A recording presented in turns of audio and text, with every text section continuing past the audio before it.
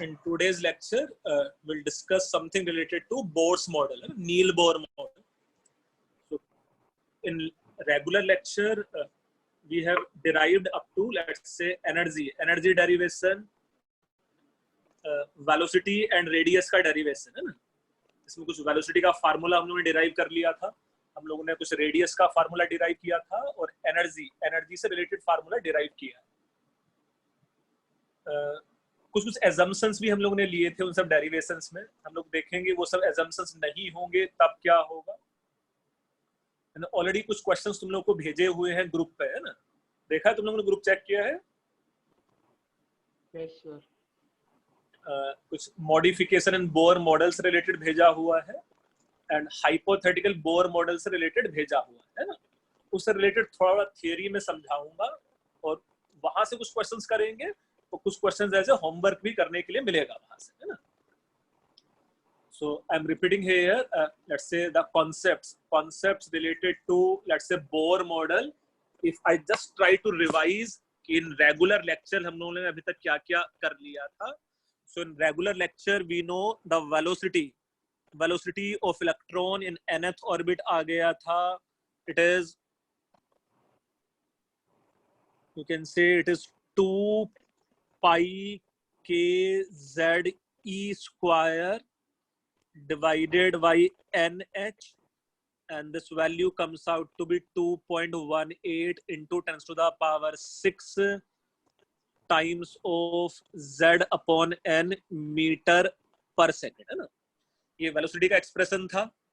Similarly, we know the radius का expression comes out to be n square h square divided by 4 pi square m k z e square, and which is approximately 0.53 times of n square divided by z angstrom, है ना.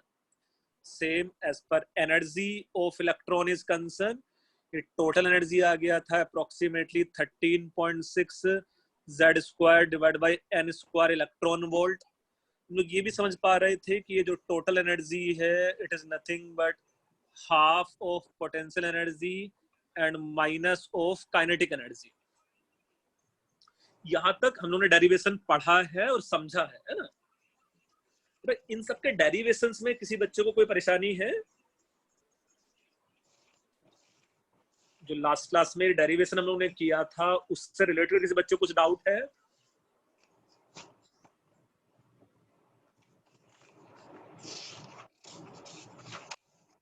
I hope नहीं है. और ये सब फार्मूले तुम लोग को भी याद भी है, velocity, radius, energy. Yes sir. Okay Hardik बेटा याद है? तुम्हारा माइक ही म्यूट नहीं है, बाकी सब बच्चों का माइक म्यूट है. हाँ हार्दिक. हाँ सर. ये सब फार्मूले याद है, पढ़ा है ऐसा? सर पढ़ा है अभी सर, सर याद नहीं है सर, अभी कर लूंगा याद. पर ठीक है, मतलब यू नो ना कि ये फार्मूले कैसे डिराइव होने थे, वो समथिंग ऐसा पढ़ा है हम लोगों ने, है ना. हाँ sir. Okay. So apart from, let's say, this formulae, if we just try to see that picture again related to Bohr model, यहाँ let's say plus ZE nucleus था. ये let's say I am repeating again, ये n equal to 1 as a first orbit था. Here let's say it is correspond to n equal to 2, it is the second orbit. Same, let's say this is n equal to 3 as a third orbit, and same, let's say this may be n equal to 4 as a fourth orbit, and so on. So if you remember, this energy is found to be minus 13.6 electron volt. ये energy था minus 3.4 electron volt. ये energy था minus 1.5 electron volt, है ना. और ये last वाला कितना था? minus 0.85 electron volt. कुछ याद है ऐसा? तुम लोग नोट से चेक करके भी देख सकते हो. देखो ना, 13.6 डिवाइडेड बाई 1, एक है 13.6 डिवाइडेड बाई 4, एक है 13.6 डिवाइडेड बाई 9, और एक है 13.6 divided by let's say 16. Such that ये डिफरेंस था 10.2 इलेक्ट्रॉन वोल्ट, ये डिफरेंस हो जाता माइनस, या यू कैन से it is 12.1 electron volt, 12.1 electron volt. Same ये डिफरेंस 3.4 माइनस 8.5 कितना होता है? 2 point. Second and fourth orbit का डिफरेंस कितना है?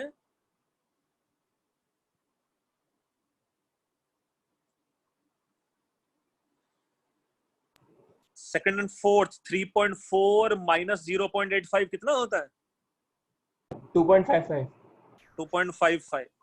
सो ये गैप है लेट्स से 2.55 इलेक्ट्रॉन वोल्ट, और ये जो लास्ट वाला गैप है इट इज 0.7 इलेक्ट्रॉन वोल्ट। जो लास्ट वाला गैप है it is 0.7 electron volt.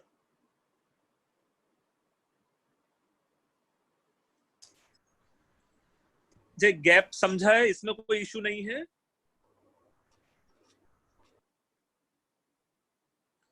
Now suppose before we do some question based on this, suppose यहां एक इलेक्ट्रॉन है initially in ground state.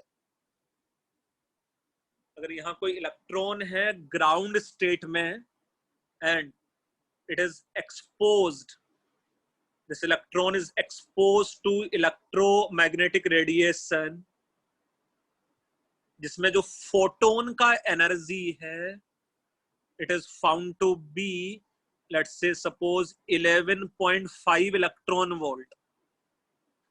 Suppose यहाँ जो फोटोन का एनर्जी है it is found to be 11.5 electron volt. तो ये इलेक्ट्रॉन आगे एक्साइट होगा कि नहीं होगा, अभी जल्दी से बताओ मुझे। इलेक्ट्रॉन स्टार्टिंग में ग्राउंड स्टेट में है and it is expose to electromagnetic radiation, इसमें जो फोटोन का एनर्जी है it is 11.5 electron volt. So do you think this electron will excite further or it will remain in ground state only? Sir first excited state में चला जाएगा। मतलब ये second orbit में जाएगा कि नहीं जाएगा, वही क्वेश्चन है मेरा। जाएगा जाएगा जाएगा। पक्का सबका जाएगा, किसी का ऐसा नहीं कि नहीं जाएगा। ना थोड़ा ध्यान से समझने की कोशिश करना, यहाँ ना एनर्जी क्वांटाइज्ड है। Energy quantized means 11.5 electron volt gain करके, है ना, 11.5 इलेक्ट्रॉन वोल्ट गेन करके वो सेकंड या थर्ड ऑर्बिट के कहीं बीच में आ रहा है ना। और सेकंड एंड थर्ड ऑर्बिट के बीच में इलेक्ट्रॉन एग्जिस्ट कर नहीं सकता है। So electron will not gain this photon, है ना। भाई इलेक्ट्रॉन इस फोटोन को गेन ही नहीं करेगा, है ना, unless until suppose let's say अगर ये फोटोन का एनर्जी एग्जैक्टली 10.2 इलेक्ट्रॉन वोल्ट होता तो ही इलेक्ट्रॉन आगे जंप करेगा, है ना, तो ही इलेक्ट्रॉन आगे एक्साइट कर रहा होता। मेरा पॉइंट समझ में आ रहा है तुम लोग क्या बोल रहा हूं मैं? Yes sir. बेटा एनर्जी क्वांटाइज्ड सर है। एक बार फिर से बता देंगे क्यों नहीं जाएगा? मैं फिर से बताता हूं कि जो फोटोन है ना, ये जो फोटोन था it is the packet of energy. तो ये फोटोन ऐसा नहीं कर सकता है कि इलेक्ट्रॉन को 10.2 सप्लाई कर दे और बाकी एनर्जी अपने पास रख ले, है ना। It is just a packet of energy और उसका एनर्जी भी क्वांटाइज्ड है ना। तो 11.5 तो ये इलेक्ट्रॉन गेन कर ही नहीं सकता, क्योंकि आगे जंप करने के लिए उसको 10.2 चाहिए था या 12.1 चाहिए था, है ना। उसके बीच में कोई भी फोटोन का एनर्जी आएगा उस फोटोन को ये गेन करेगा ही नहीं, है ना। Are you getting my point now? Sir एक मिनट रिपीट कर मैं फिर से रिपीट कर रहा हूं।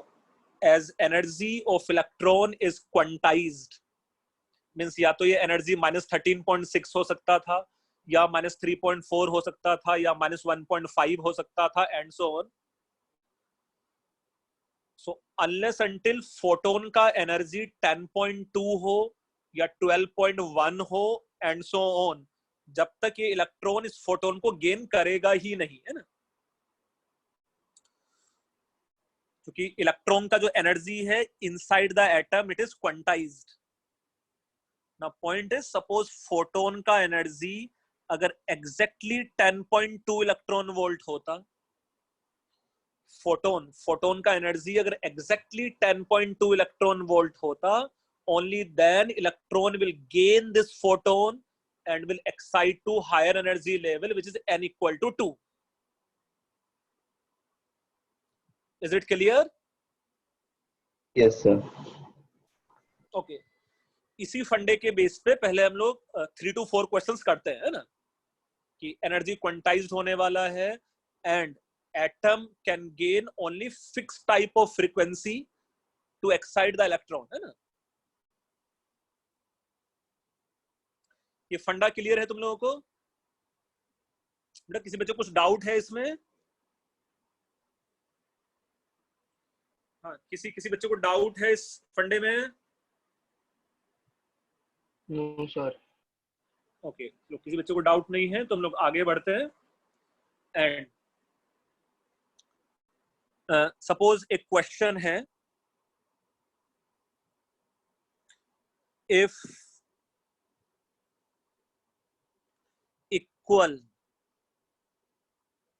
equal energy is supplied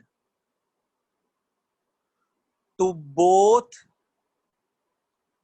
hydrogen and helium plus, then you have to complete given table for electronic transitions. You have to complete given table for electronic transitions. जैसा this may be suppose hydrogen and this may be suppose let's say helium plus. एक मेरे पास hydrogen है और एक let's say मेरे पास helium plus है. First वाले केस में suppose E1 energy is supplied, है ना. फर्स्ट वाले केस में let's say E1 energy is supplied and in the case of hydrogen electron N1 equal to 1 से N2 इक्वल टू 5 पे जंप कर गया है. So you have to just suggest me helium plus में N equal to 1 से N2, ये fill in the blank तुम लोग को फिल करना है ना. Now the second part is, now E2 energy is supplied. In the case of hydrogen N1 equal to 1 में इलेक्ट्रॉन था, N2 के कौन से ऑर्बिट तक ये जंप हो जाता? If in the case of helium N equal to 1 से वो N2 2 में गया है.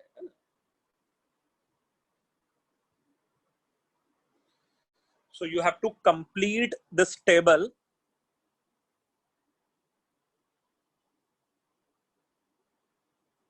for electronic transition related to hydrogen and helium plus.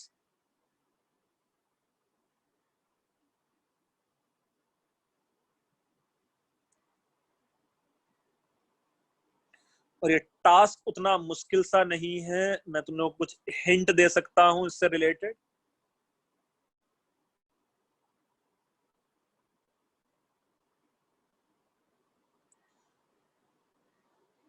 है ना, इससे related let's say the hint is simple. जो फर्स्ट हिंट है, एक तो ये जो एनर्जी डिफरेंस है it should be equal to 13.6 times of Z square and can we say ये हो जाता 1/N1 square minus 1/N2 square. एक ऑर्बिट की एनर्जी से दूसरे ऑर्बिट की एनर्जी को हम लोगों ने सब्ट्रैक्ट कर दिया है, तो शायद उतना एनर्जी हम लोग को सप्लाई करना पड़ता है ना।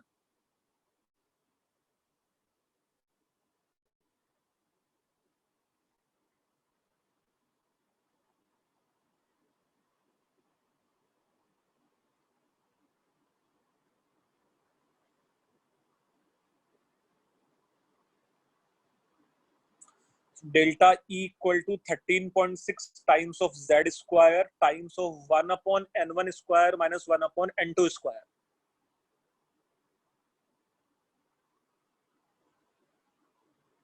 मतलब किसी बच्चे को मिल रहा है E1 के कॉरेस्पॉन्डिंग आंसर,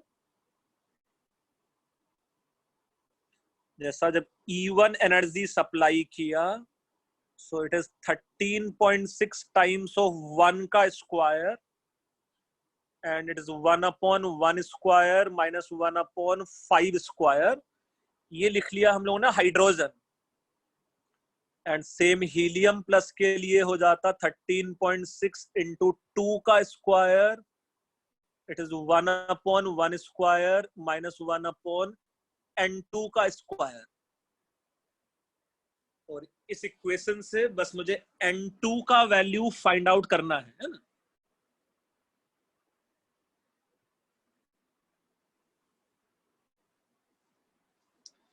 यस, आदित्य, चिन्मय, धर्मेल, कोई बच्चा बताओ भाई।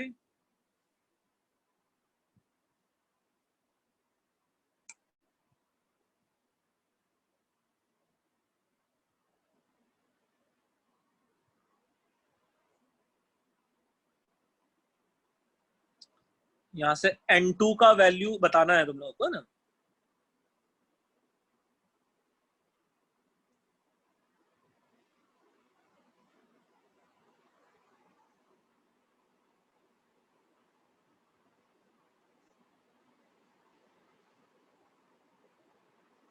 शुभम, गलत किया तुमने, बड़ा ध्यान से देखो।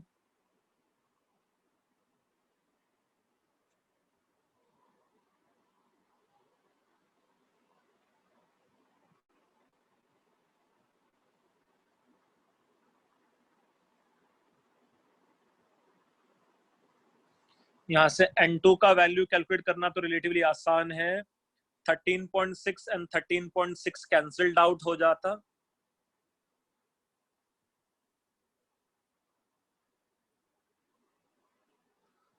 न्यूमेरिकली कितना आ रहा है यहां से वैल्यू N2?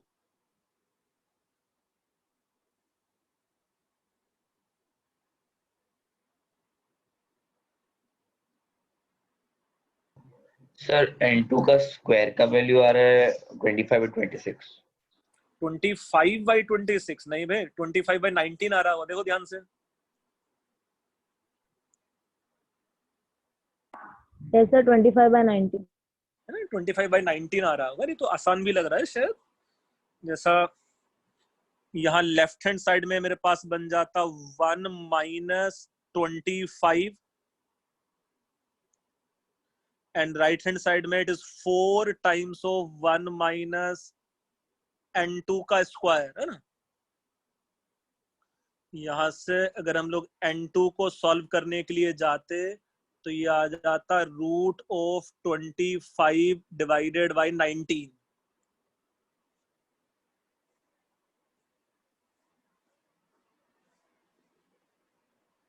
यहां से आ जाता मेरे पास √25 डिवाइडेड बाई 19। यस, जो 1 पॉइंट समथिंग है बेसिकली, है ना। Now can you fill this answer? N2 का वैल्यू कितना लिखना चाहिए मुझे यहाँ? सर 1 ही लिखना चाहिए।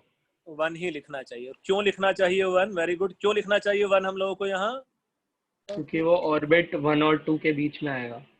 1 और 2 के बीच में आएगा, तो प्रिसाइजली जब तक इंटीजर नहीं आएगा कोई, जब तक ये 1 का 1 में ही रहेगा, है ना, तब तक वो इलेक्ट्रॉन का एनर्जी गेन करेगा ही नहीं, है ना।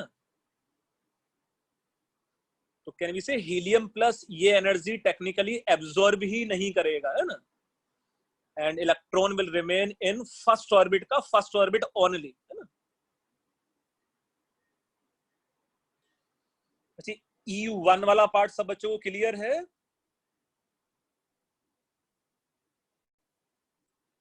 किसी को डिस्कस करना है तो डिस्कस कर लो, है ना?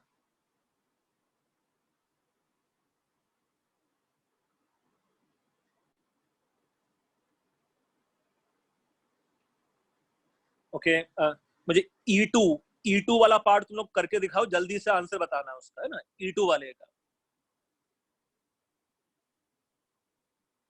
If E2 energy is supplied,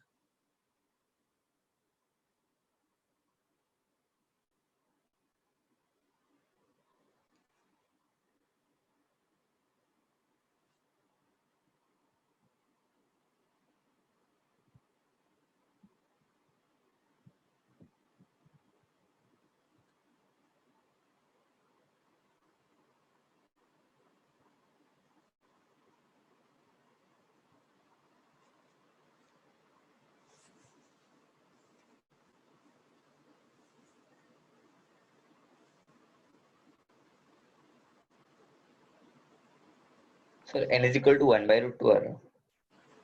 नहीं नालायक, ध्यान से देखो, तुमने क्वेश्चन गलत किया है।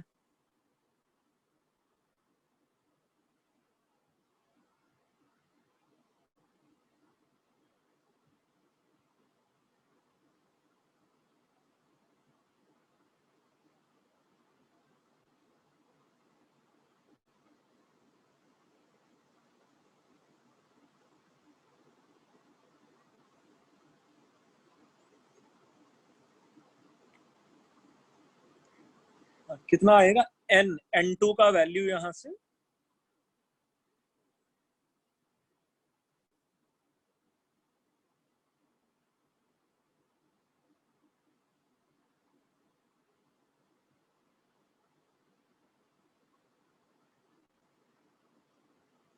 किसी बच्चे को आंसर नहीं आ रहा है यार, ऐसा नहीं करो।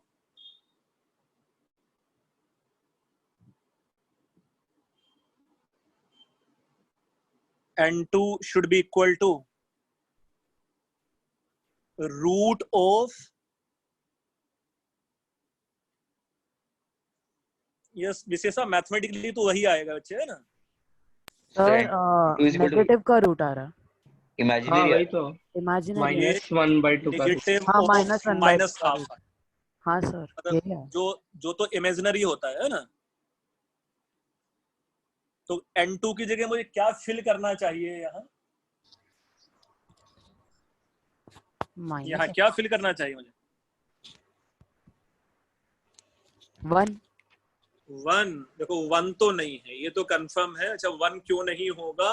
You can just try to imagine कि जब ये N1 से लेके N5 में चला गया था, तब ये 1 का सिर्फ 1 में ही बचा था, है ना?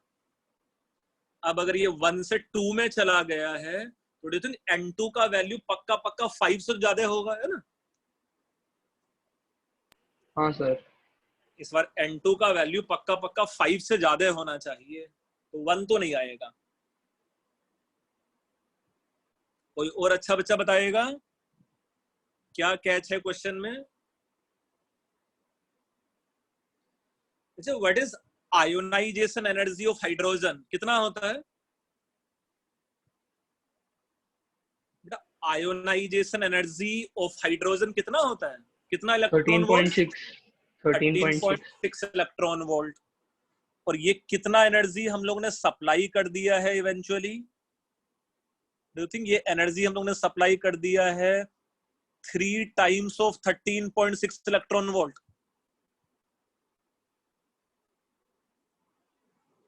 Yes sir. सर इलेक्ट्रॉन निकल जाएगा। इलेक्ट्रॉन निकल ही जाएगा। तुम लोग को क्या पुट करना चाहिए N2 की जगह? यहाँ इन्फिनिटी है ना? यू कैन से उतनी एनर्जी से तो इलेक्ट्रॉन एटम से बाहर ही आ जाता है ना, आयोनाइज ही हो जाएगा एटम, है ना? उतनी एनर्जी से एटम प्रैक्टिकली आयोनाइज ही हो जाएगा।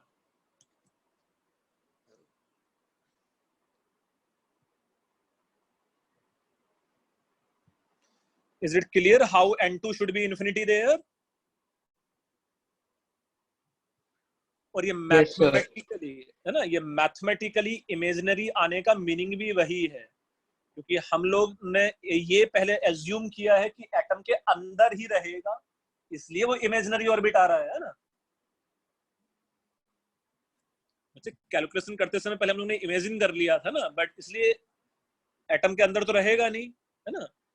It will be moved out, it will be practically ionised, है ना। क्लियर है? बट इस क्वेश्चन में किसी को कुछ डाउट है तो पूछ सकता है वो, अदरवाइज हम लोग नेक्स्ट क्वेश्चन करेंगे।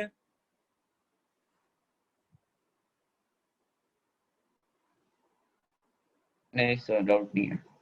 ठीक है, so let's say the next question of similar type on the same funda. Let's say question 2 is out of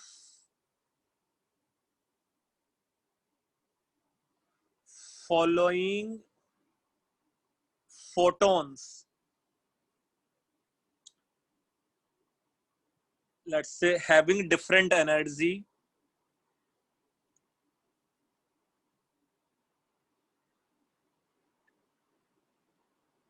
out of following photons having different energy, different energy, let's say ये जो energy है suppose photons का है ना, ये जो photons का energy है suppose ये है मेरे पास 10 point या before this you can say it is 5 electron volt एक फोटोन का एनर्जी है, 10.2 इलेक्ट्रॉन वोल्ट एक फोटोन का एनर्जी है, इसमें 11.5 इलेक्ट्रॉन वोल्ट फोटोन का एनर्जी है। सिमिलरली है ना, फोटोन का energy is let's say 12.1 electron volt, let's say photon का एनर्जी इज फोटोन का energy is let's say 12.9 electron volt, 12.9 electron volt. Photon का energy is let's say minus नहीं होगा ये, एंड फोटोन का energy is let's say suppose 13.6 electron volt, photon का energy suppose 15 electron volt. 5 electron volt का photon है 10.2 electron volt, 11.5 electron volt, 12.1, 12.9, 13.6 and 15 electron volt. So इसमें से let's say which photons, sir एक डाउट है। which photon, एक minute, can be absorbed by hydrogen atom in ground state। हाँ, अब पूछो। सर इसका आयनाइजेशन एनर्जी तो 13.6 है, तो उससे ज्यादा कुछ भी दिया तो फिर भी वो एब्जॉर्ब कर लेगा ना? फिर तो पक्का ही करेगा बेटा, फिर तो वो आयोनाइज हो जाएगा, और फ्री इलेक्ट्रॉन का एनर्जी क्वांटाइज्ड नहीं है ना, only electron present inside the atom उसका एनर्जी क्वांटाइज्ड है ना।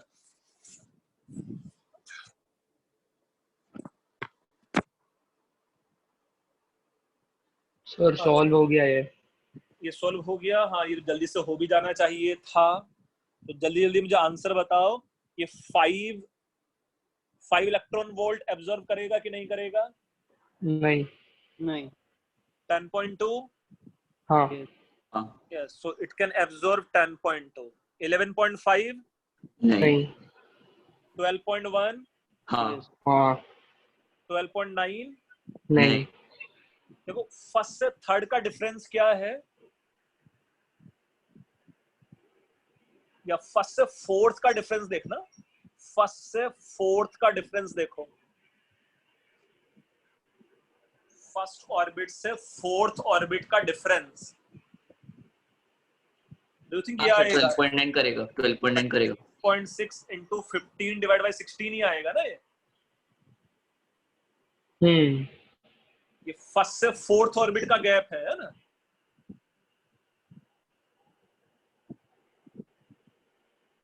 Uh, 13.6 ऑब्वियसली गेन करेगा, 15 इलेक्ट्रॉन वोल्ट गेन करेगा।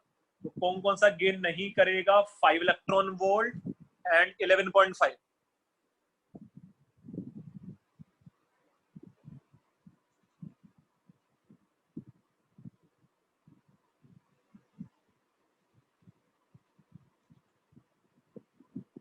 ये क्वेश्चन क्लियर है तुम लोगों को? जैसा 10.2 इलेक्ट्रॉन वोल्ट से वो एक्साइट हो जाता 1 से 2 में,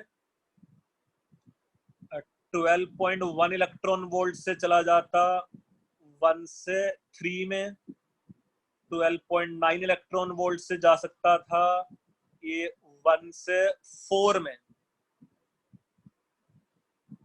13.6 इलेक्ट्रॉन वोल्ट से तो ये आयोनाइज ही हो जाता, एंड 15 इलेक्ट्रॉन वोल्ट से भी ये आयोनाइज ही हो जाता है ना। तो ये सब फोटोन गेन कर सकता है ना।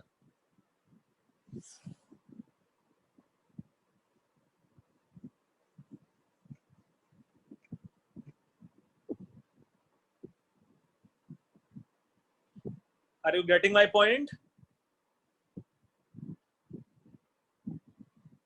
Yes, sir.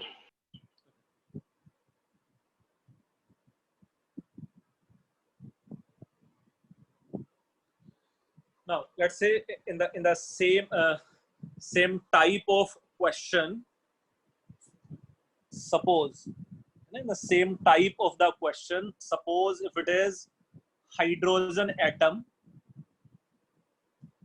it is hydrogen atom and यहाँ n equal to 1 2 3 4, and let's say it is hydrogen atom having electron initially in ground state. If initially electron is present in ground state and it is bombarded with electron, and it is bombarded with electron having total energy of, let's say, 11.5 electron volt, having total energy of 11.5 electron volt, तब इस phenomena, इस collision का outcome क्या होने वाला है? Outcome of, let's say, given collision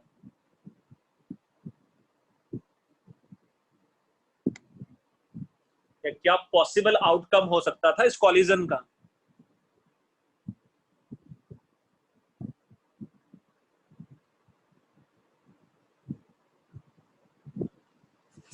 जैसे photon packet of energy होता है, electron is not the packet of energy, है ना, या फ्री इलेक्ट्रॉन तो पक्का पक्का पैकेट ऑफ एनर्जी नहीं है ना। पहले तुम ये बताओ, ये ग्राउंड स्टेट का इलेक्ट्रॉन कुछ एनर्जी गेन करेगा इस इनकमिंग इलेक्ट्रॉन से कि नहीं करेगा?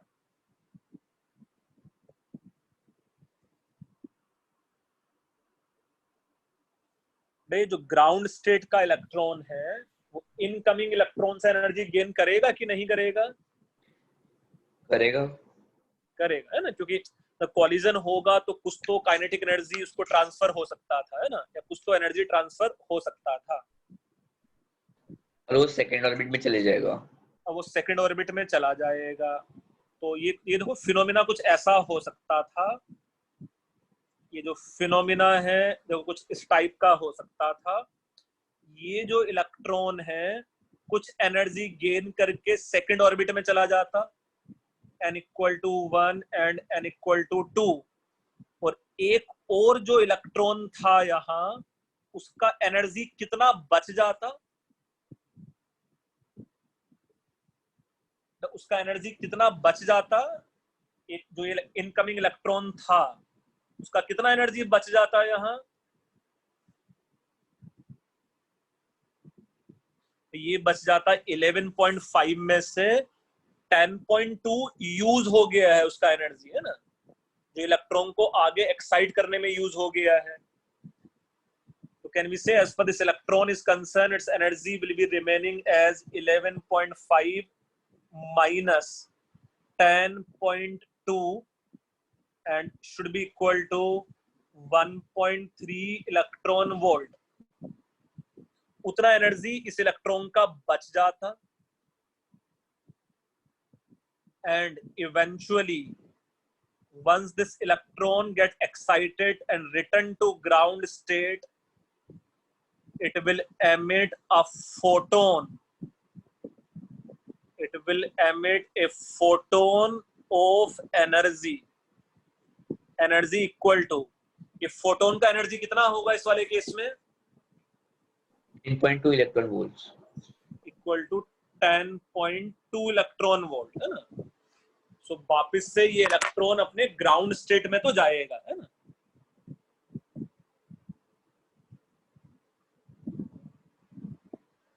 I'm repeating in the same question. ये जो इलेक्ट्रॉन था 11.5 इलेक्ट्रॉन वोल्ट का, जैसे ही ये इलेक्ट्रॉन इन ग्राउंड स्टेट से कोलाइड होता, स्ट्राइक होता, the electron in ground state get excited to higher energy level, n equal to 1 से वो n equal to 2 में आ जाता. This electron can back jump from second orbit to first orbit, and during this 10.2 electron volt it can emit.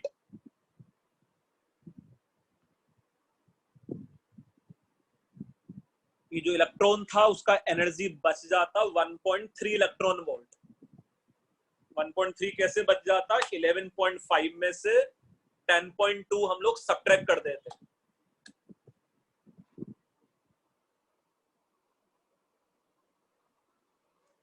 So as per outcome of this collision is concerned, you can say you will get an electron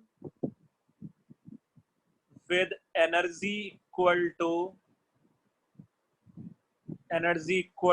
1.3 electron volt and a photon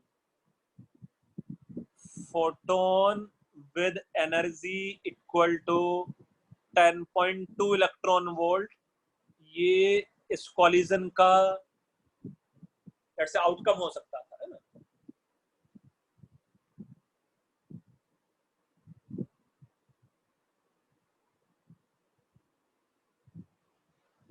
हाँ, ये question का meaning समझा है तुम लोगों ने? Yes sir.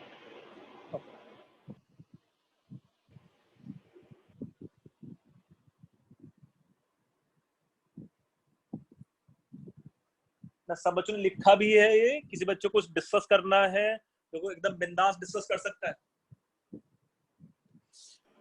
चिन्मय, तुमने समझा है बेटा ये? Yes sir.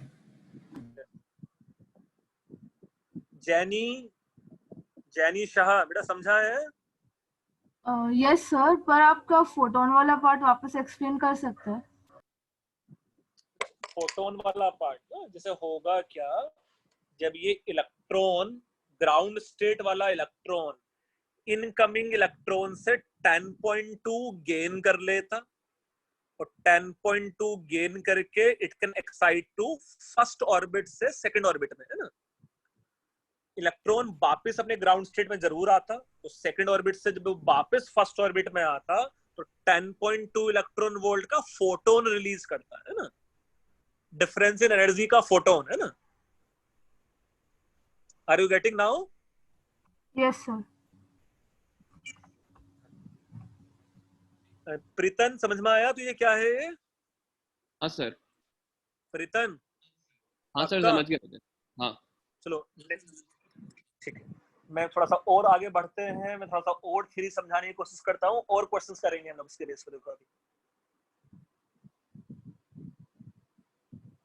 ये क्वेश्चन लिखा और समझा है तुम लोगों ने? सर एक डाउट है. हाँ पूछो ना, पूछो, एकदम पूछो, अच्छे से पूछो. अगर वो जो इनकमिंग इलेक्ट्रॉन है उसका एनर्जी 10.2 इलेक्ट्रॉन वोल्ट होगा, अगर उसका एग्जैक्टली 10.2 इलेक्ट्रॉन वोल्ट होता तो पता हम लोगों के लिए ये जो 1.3 लिखा था वो हम लोग बोल सकते थे 0 इलेक्ट्रॉन वोल्ट और ये फोटोन का एनर्जी हो जाता 10.2 इलेक्ट्रॉन वोल्ट, है ना। मतलब हम लोगों को टेक्निकली कोई दूसरा इलेक्ट्रॉन मिलता ही नहीं, उसका काइनेटिक एनर्जी 0 हो जाता है बेसिकली, है ना। हाँ वही पूछना। हाँ सर हाँ बोलो। सर वो वापस ग्राउंड स्टेट पे क्यों आया? जब वापस ग्राउंड स्टेट पे क्यों आएगा? हमेशा जब भी इलेक्ट्रॉन एक्साइट होगा ना हायर ऑर्बिट में, it will always return to its ground state. It is something you can just try to imagine कि एक स्टोन तूने अगर ऊपर फेंका ग्राउंड लेवल से तो वापस ग्राउंड पे आ जाएगा ना, तो इलेक्ट्रॉन वापस से अपना एनर्जी डिक्रीज करना चाहेगा, है ना। ओके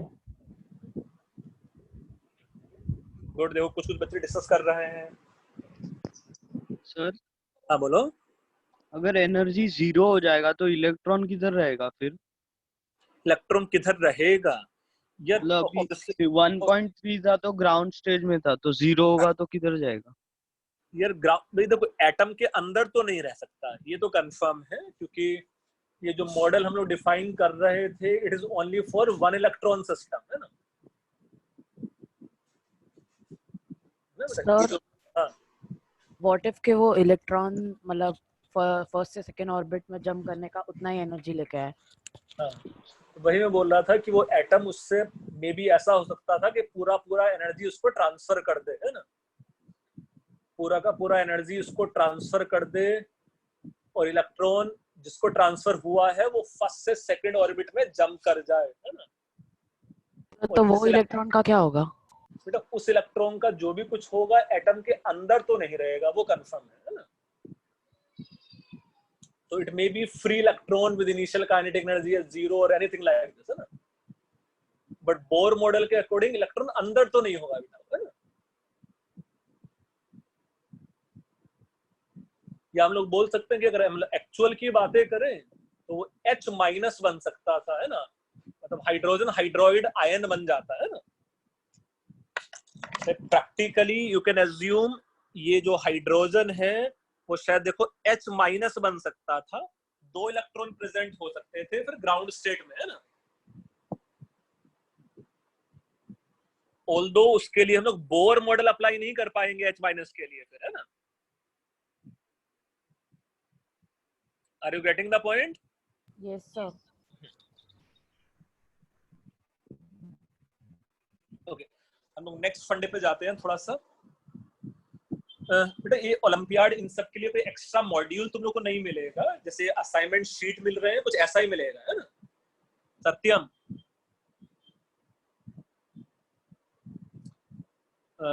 नेक्स्ट थिंग इज या नेक्स्ट कॉन्सेप्ट इज, थोड़ा ध्यान से देखना, इसके बेस पे भी एक क्वेश्चन है तुम्हारे पास। Let's say you can imagine 4 hydrogen atom, for hydrogen atom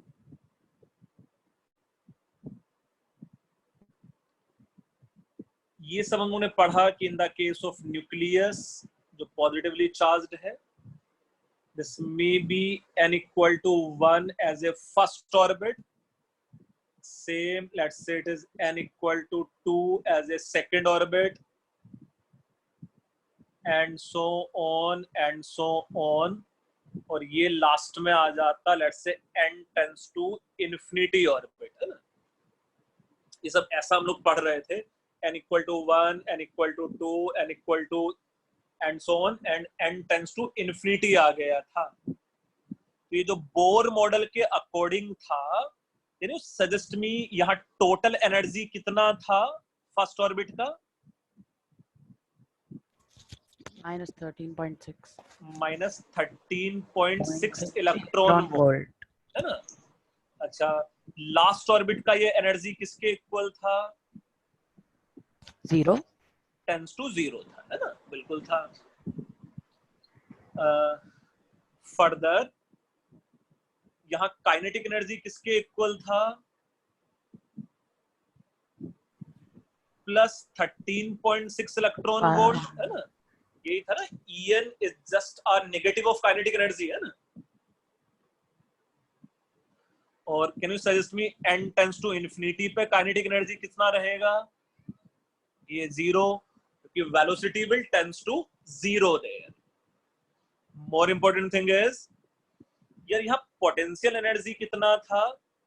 potential energy of first orbit 27.2.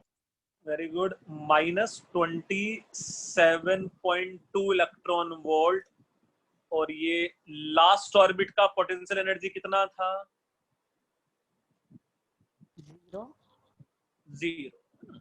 इसमें मुझे कोई टेंशन नहीं है, ऐसा हम लोगों ने इस बोर मॉडल में पढ़ा भी है ना। बोर मॉडल में ऐसा हम लोगों ने पढ़ा भी है।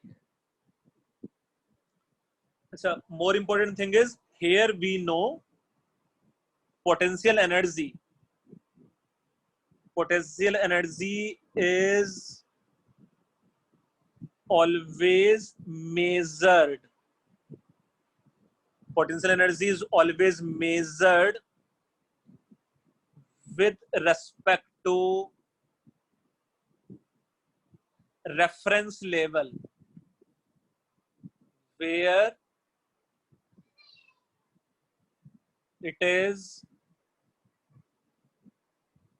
assumed to be 0। ऐसा पढ़ा है हम लोगों ने? Yes sir. Yes, sir. अच्छा, तो जैसा इस हाइड्रोजन मॉडल के लिए हम लोग ने कौन सी ऑर्बिट को रेफरेंस लिया हुआ है? N equal to infinity. है ना। सो let's say 4 you can say Bohr's model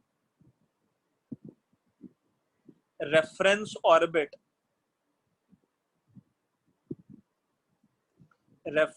orbit is n tends to infinity. वही 0 है ना, वहां पोटेंशियल एनर्जी हम लोगों ने 0 लिया हुआ है। लेट्स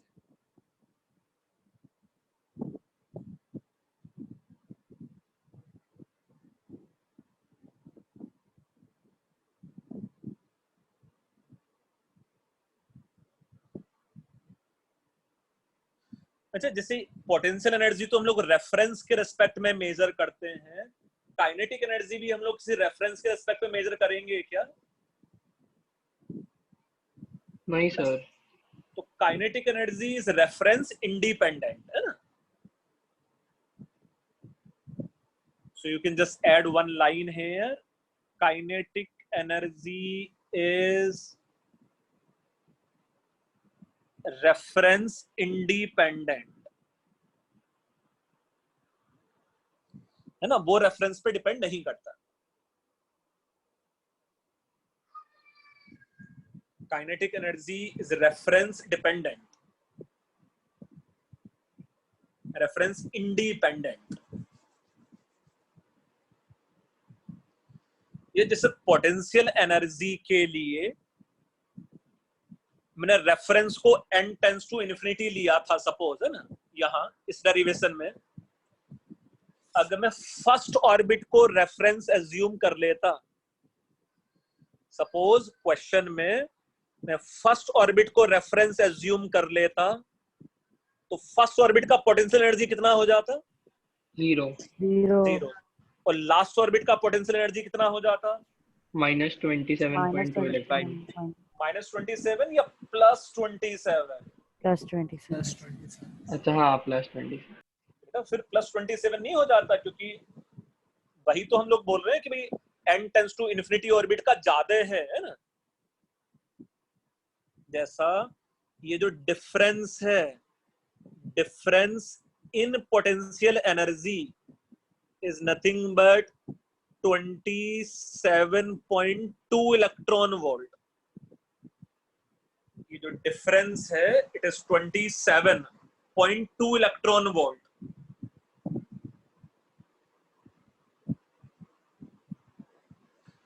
तो difference in potential energy will remain constant, है ना। बच्चे, जो डिफरेंस होता, difference in potential energy will remain constant.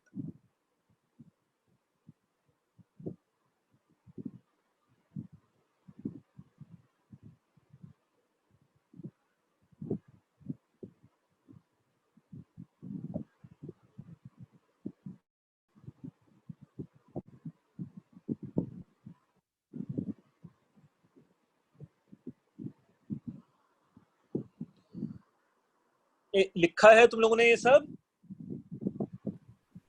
Yes और समझा है इसको? इससे रिलेटेड किसी को कुछ डाउट है तो पूछो, अदरवाइज इसके बेस पे हम लोग एक क्वेश्चन करेंगे अभी, है ना।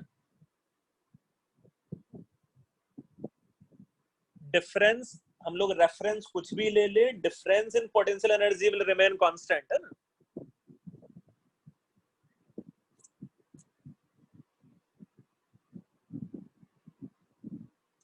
मैंने तुम लोग को जो असाइनमेंट भेजा है उसी असाइनमेंट में एक हाइपोथेटिकल बोर मॉडल है, उसका क्वेश्चन नंबर 8 मैं बताता हूं क्या क्वेश्चन है, देखो तुम लोगों के लिए।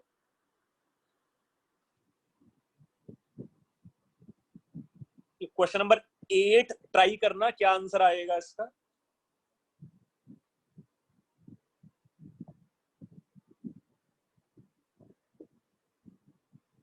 इसके लिए क्वेश्चन नंबर 8,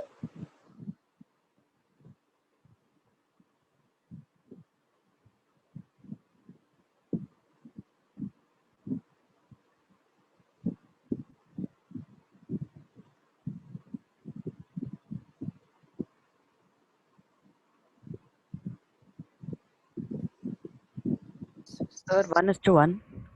यस है ना, 1:1 आंसर आ जाना चाहिए। तो बाकी बच्चे एक बार ट्राई करो, देखो उसको।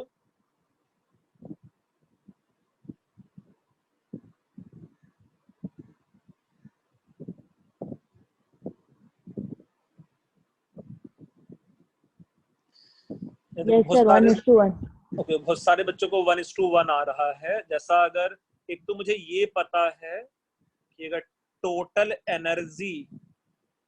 एनर्जी लास्ट ऑर्बिट का 27.2 इलेक्ट्रॉन वोल्ट है, सो डू यू थिंक ये इवेंचुअली फाइनली पोटेंशियल एनर्जी भी है? मतलब पोटेंशियल एनर्जी फिर प्रैक्टिकली इतना ही है ये ना, 27.2 इलेक्ट्रॉन वोल्ट। काइनेटिक एनर्जी तो 0 होगा लास्ट ऑर्बिट के लिए, है ना। अच्छा, मोर इंपॉर्टेंट थिंग इज हम लोग पोटेंशियल एनर्जी नहीं भी फाइंड आउट करते यहाँ, तो कैन वी फाइंड आउट अगर ये टोटल एनर्जी है इन्फिनिटी ऑर्बिट का, तो ये फर्स्ट ऑर्बिट का टोटल एनर्जी किसके इक्वल हो जाता? फर्स्ट ऑर्बिट का total energy should be equal to 13.6 electron volt, क्योंकि अभी भी फर्स्ट एंड लास्ट ऑर्बिट में जो एनर्जी का डिफरेंस है इट शुड बी 13.6, है ना। Ionization energy of hydrogen atom वो चेंज नहीं होगा, है ना। More important thing is its kinetic energy of first orbit is still 13.6 electron volt. इन दोनों का हम लोग रेशियो ले सकते थे, है ना, kinetic energy and total energy का, which is 13.6 electron volt divided bye 13.6 electron volt, है ना। और ये आंसर मेरे पास आ जाता, लेट्स से 1:1। ये आंसर मेरे पास आ सकता था लेट्स से 1:1।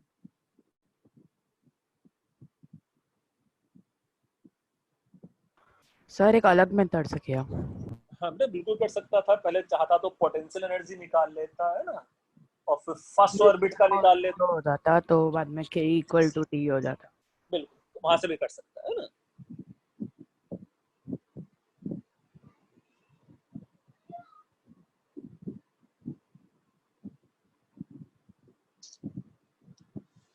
अच्छा, ये जो क्वेश्चन नंबर 6 है एंड 7 है, मोरोफ्लस एक जैसे से ही क्वेश्चन है।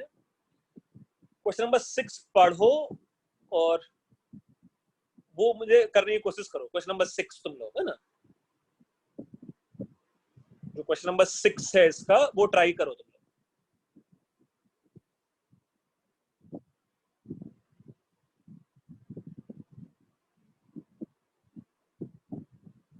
क्वेश्चन नंबर 6 का एक से ज्यादा चॉइस करेक्ट हो सकता है ना।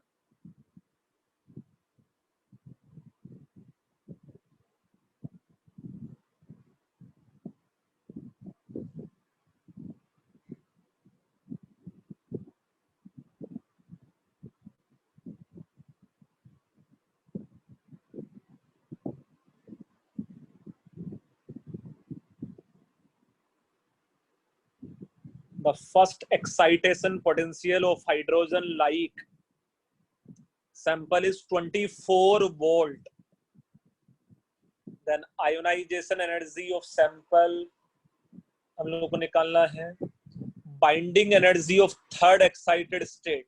ऐसे बाइंडिंग एनर्जी का मतलब क्या हो जाता, कितना एनर्जी सप्लाई करना पड़ेगा थर्ड एक्साइटेड स्टेट से निकालने के लिए, है ना।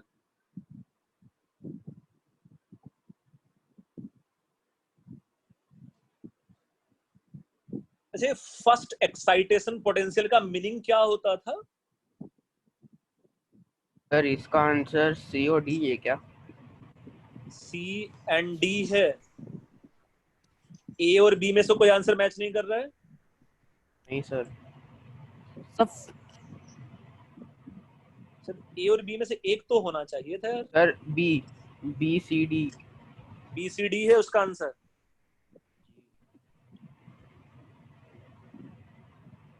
एक बच्चा शायद बता रहा है बी सी डी। अच्छा, एक तो ये समझो कि फर्स्ट एक्साइटेशन पोटेंशियल का मीनिंग क्या है ना।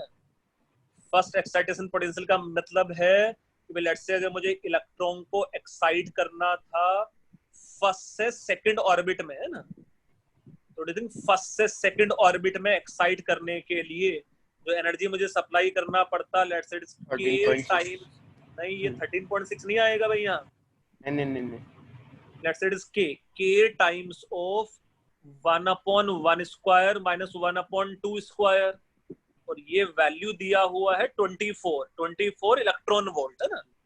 तो जैसे अगर वोल्ट 24 है तो corresponding energy will B electron volt में, है ना। यहां से मैं लिख लेता 3/4 टाइम्स ऑफ के शुड बी इक्वल टू 24, और यहां से के का वैल्यू आ जाता 32 इलेक्ट्रॉन वोल्ट। मींस इसके ग्राउंड स्टेट का एनर्जी कितना हो जाता? इसके ग्राउंड स्टेट का कितना हो जाता एनर्जी? -32 इलेक्ट्रॉन वोल्ट, है ना। Yes sir. तो यहाँ ये जो E1 हो जाता, it will be -32 electron volt. Means एक तो मेरे पास बी ऑप्शन सही हो गया, है ना। सी ऑप्शन कैसे चेक कर सकते थे हम लोग? E4 हो जाता -32, E4 हो जाता यहाँ -32 डिवाइडेड बाई 4 का स्क्वायर, है ना, which is -2 electron volt. E4 का जो एनर्जी है वो -2 इलेक्ट्रॉन वोल्ट है, तो वहां से इलेक्ट्रॉन रिमूव करने के लिए कितना एनर्जी सप्लाई करना पड़ेगा? 2 इलेक्ट्रॉन वोल्ट, है ना। Yes sir. और देखो शायद ऐसा डी ऑप्शन भी मैच कर जाएगा। सेकंड एक्साइटेशन पोटेंशियल का मतलब क्या है? फर्स्ट से थर्ड ऑर्बिट में जंप कराने के लिए, है ना। 1/1 - 1/3 का स्क्वायर। यस, है ना। 1 से थर्ड में जंप कराने के लिए how much energy you have to supply, तो वो हो जाता सी वाला समझा। कौन सा बेटा? Option C. ऑप्शन सी बेटा, third excited state means fourth orbit. Yes sir. तो फोर्थ ऑर्बिट का ये जो एनर्जी है वो आ गया -2 इलेक्ट्रॉन वोल्ट। यहां से देखो, है ना। अच्छा समझा सर। सो -2 इलेक्ट्रॉन वोल्ट है और n टेंड्स टू इन्फिनिटी पे जाके 0 है। उतना difference of energy you have to supply.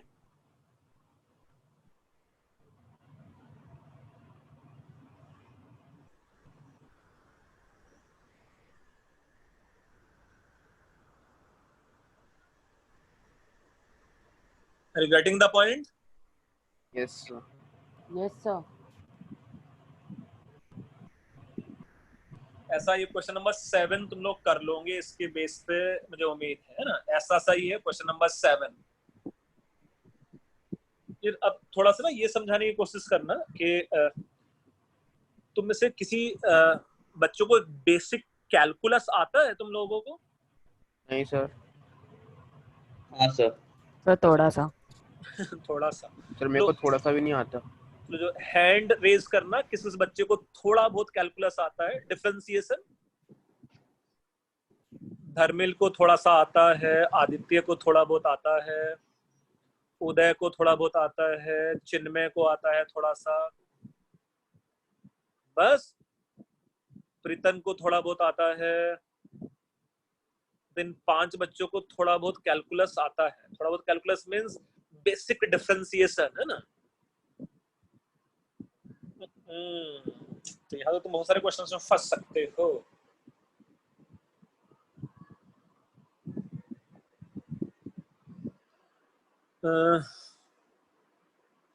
क्योंकि इस शीट में ऐसे कुछ क्वेश्चंस हैं जहां तुम लोगों को कैलकुलस अप्लाई करना पड़ेगा। अभी इस शीट के कुछ क्वेश्चंस हम लोग नहीं कर सकते रहेंगे, है ना? ठीक है, फिर मैं लिख के भेजूंगा कि कौन कौन से क्वेश्चन हम लोग कैलकुलस के बाद कर पाएंगे और कौन कौन से क्वेश्चन हम लोग कैलकुलस से पहले भी कर सकते थे। इसमें है फिर बहुत सारे क्वेश्चंस हैं जो हम लोग कैलकुलस के बाद कर सकते थे, है ना? ठीक है, करें, कोई टेंशन है ना?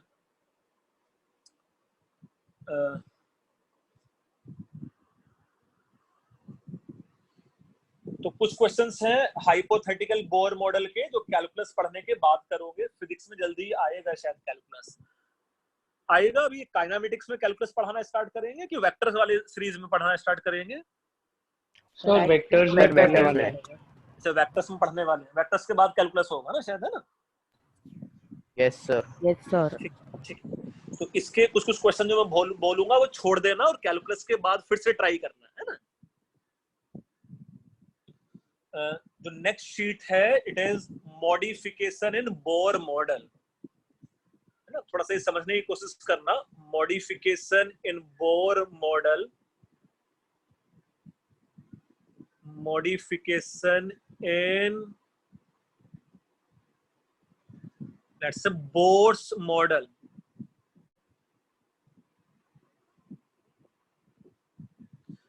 अच्छा, मॉडिफिकेशन इन बोर मॉडल में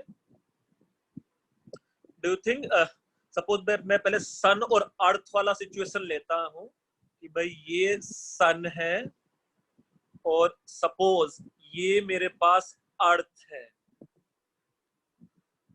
तो do you think sun stationary रहता है and earth is only revolving around it, या सन भी मूव करता है?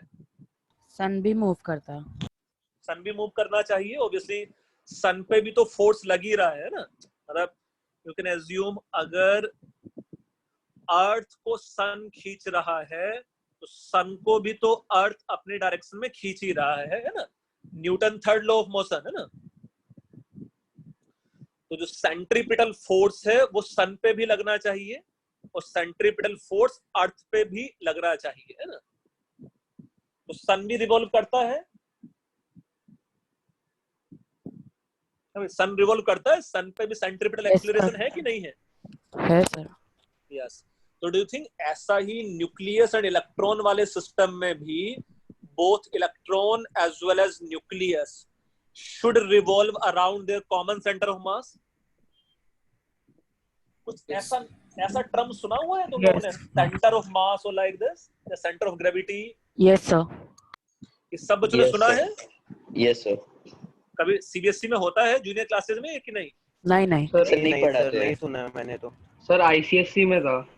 अच्छा, आईसीएसई में था।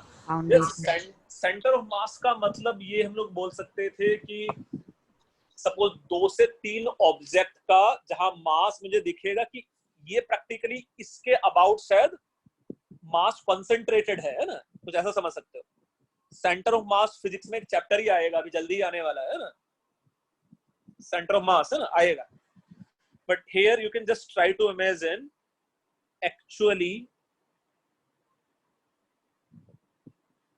actually both electron as well as nucleus, actually both electron as well as nucleus will revolve will revolve around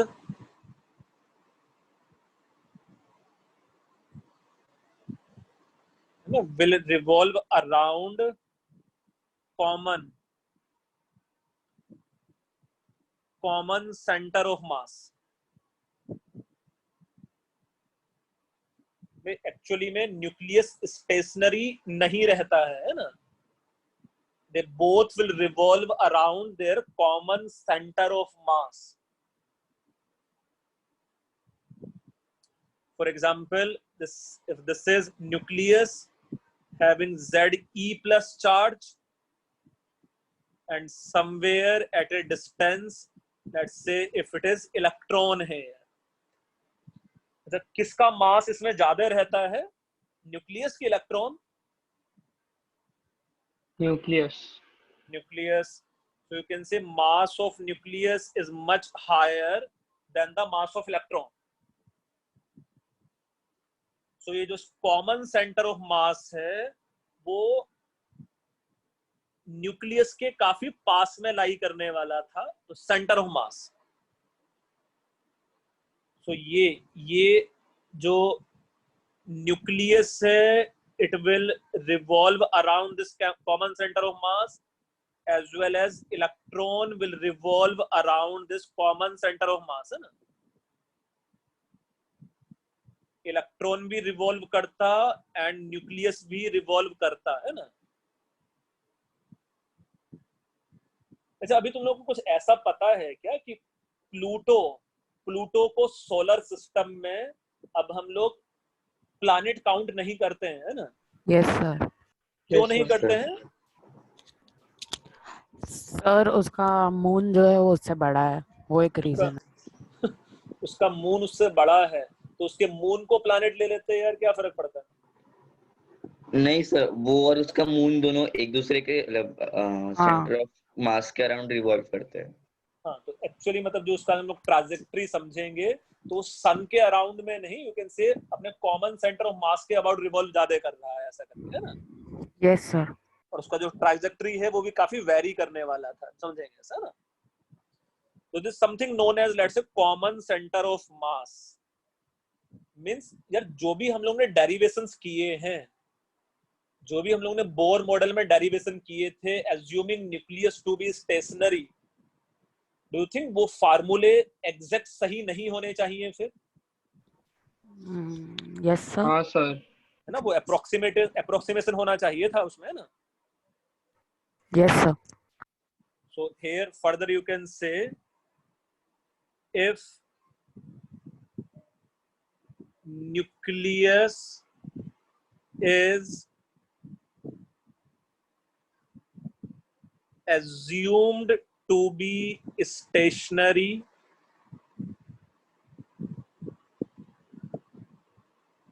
during derivation, it gives approximated formulae, है ना?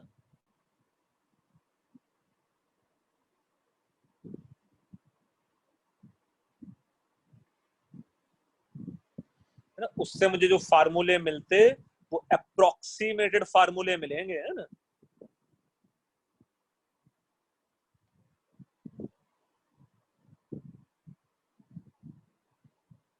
अभी शायद तुम में से बहुत कम बच्चों को सेंटर ऑफ मास ये सब टर्मिनोलॉजी से सुनी हुई होगी तुम लोगों ने ना। अभी नहीं सुना ना, सेंटर ऑफ मास और ये सब फंडे बहुत ज्यादा बच्चों ने। हाँ सर, नहीं सुना।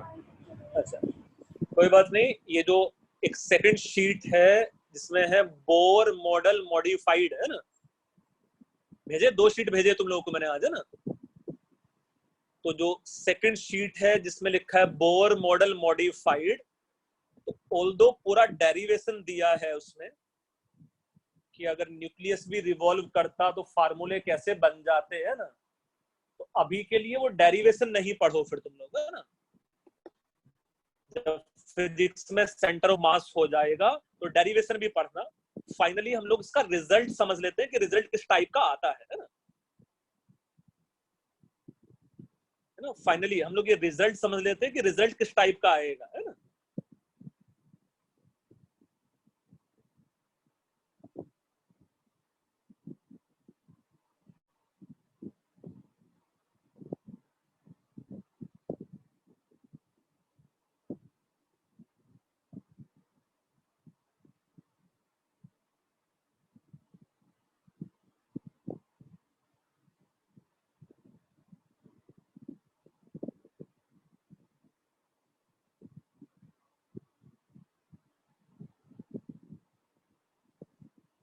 बेटा ये लिखा है तुम लोगों ने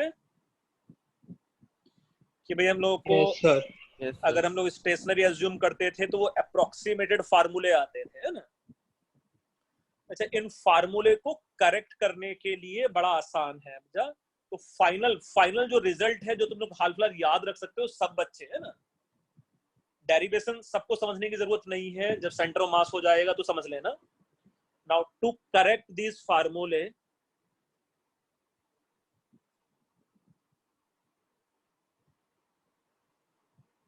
let's say to correct this formulae, हम लोग क्या कर सकते थे, mass of electron can be substituted by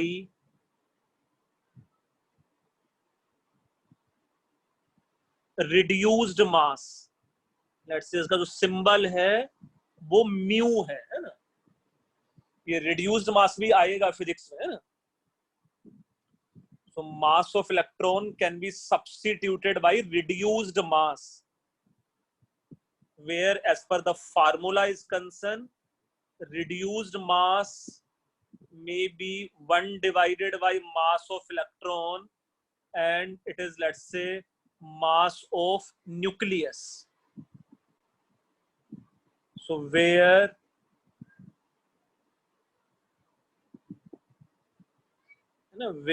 let's say ये जो mn है, this may be mass of the nucleus।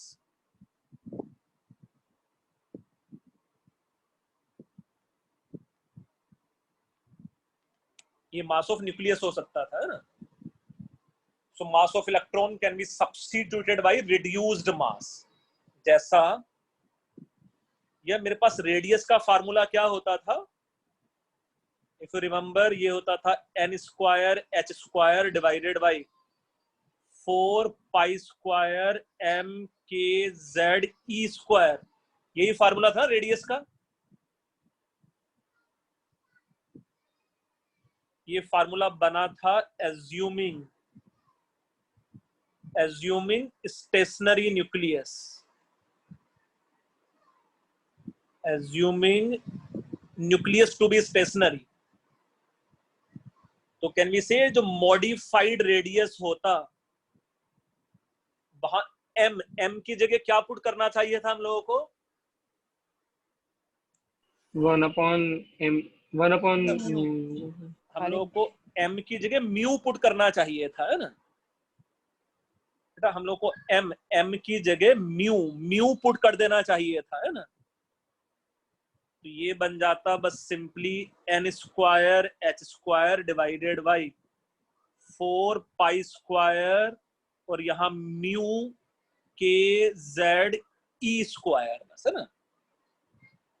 तो ऐसा आसान सा अभी के लिए थंब रूल याद रख सकते हो कि जहां कहीं भी मास ऑफ इलेक्ट्रॉन आता उसकी जगह बस रिड्यूस्ड मास पुट कर देना है ना। Such that can we say ये Rn dash will be nothing but mass of electron divided by reduced mass times of Rn बन जाता।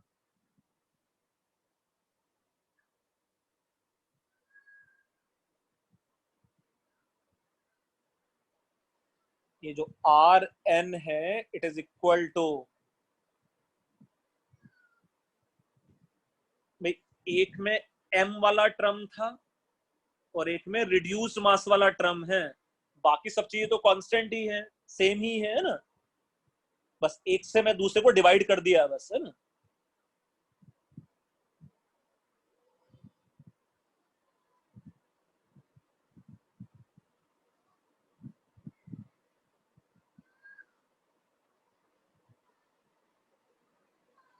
समझा है थोड़ा सा ये? Yes sir. अच्छा, ऐसा ही सिमिलरली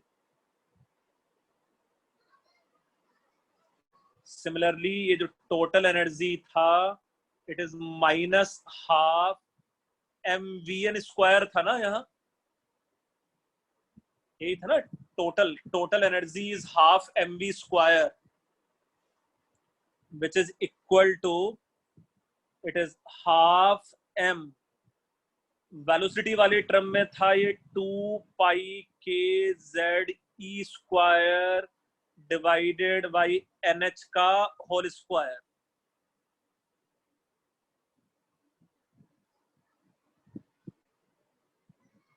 तो एज पर एनर्जी है ना, एज पर energy is concern, can we से this En will be just proportional to mass of electron। बस यहां है m और पूरे एक्सप्रेशन में कहीं m नहीं है ना।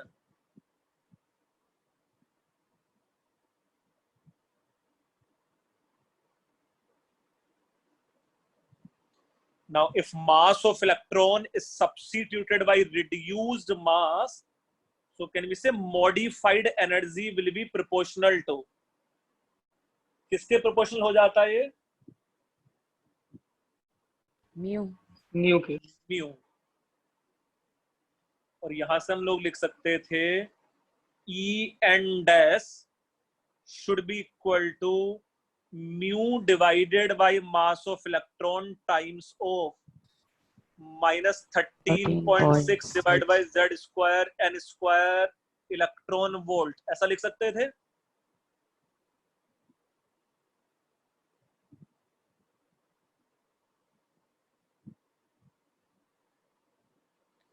तो हम लोग अभी फार्मूले मॉडिफाई कर सकते हैं, है ना। एनर्जी का फार्मूला मॉडिफाई कर सकते हैं हम लोग, ऐसा रेडियस का फार्मूला मॉडिफाई कर सकते हैं, है ना।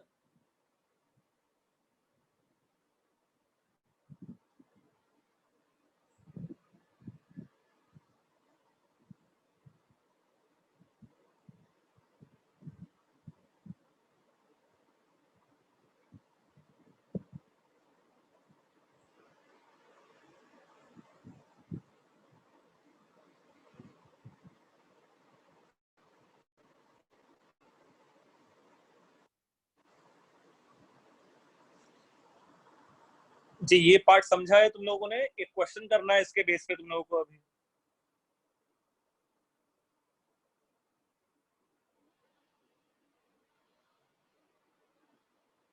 Is it clear?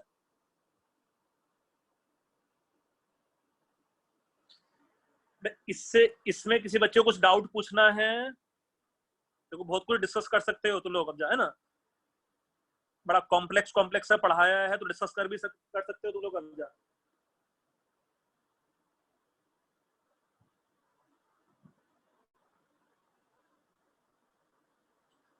Aditya, do you have any doubt? No sir. Chinmay, Hardik, no sir. Vatsal, कुछ डाउट है तुम्हें?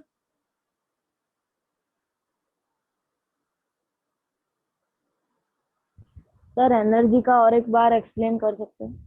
बेटा जैसे एनर्जी के एक्सप्लेनेशन में कुछ ऐसा समझ सकता था ना यहाँ की भाई जो एनर्जी है it is proportional to mass of electron.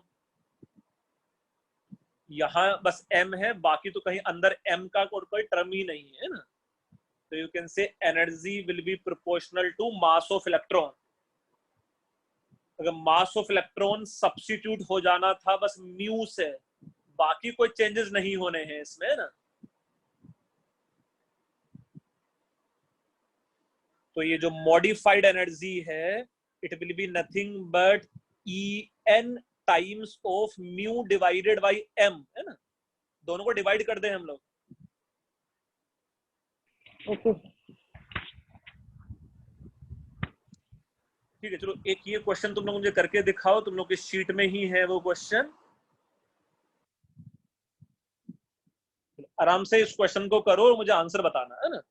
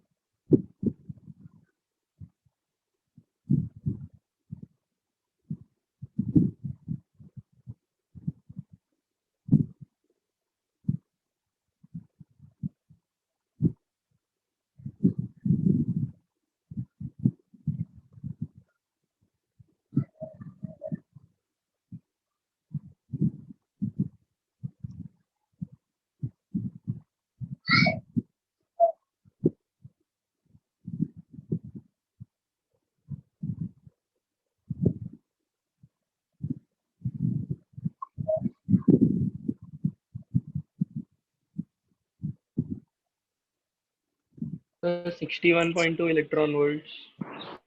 61.2 electron volt. थोड़ा जल्दी मुझे वर्किंग समझाओ बेटा, वही आंसर है।